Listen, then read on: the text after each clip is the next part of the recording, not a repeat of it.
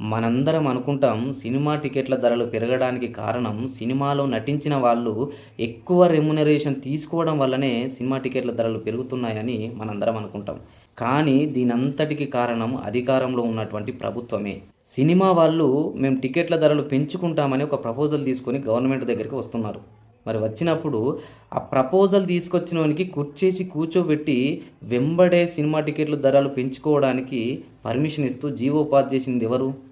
Government కాదా? Cinema వాళ్ళు ధరలు పెంచుకుంటామని వచ్చినప్పుడు దాన్ని కంట్రోల్ చేయాల్సినటువంటి బాధ్యత ఎవరిది? ప్రభుత్వానిది కాదా? ప్రజలందరూ ఓట్లేసి ఎన్నుకున్నది ఎందుకు? ప్రజలకు న్యాయం చేస్తారనా? లేదంటే సినిమా వాళ్ళకు న్యాయం చేయమనా? నేను ఈ ఒక్క ప్రభుత్వాన్ని నిందించట్లేదు. అధికారంలో ఉన్న ఏ ప్రభుత్వం అయినా కానీ ఇదే పద్ధతిని అవలంబిస్తున్నారు. ప్రభుత్వాలున్నది ప్రజలకు న్యాయం చేయడానికి, వ్యాపారస్తులకు వత్తాసు పలకడానికి కాదు.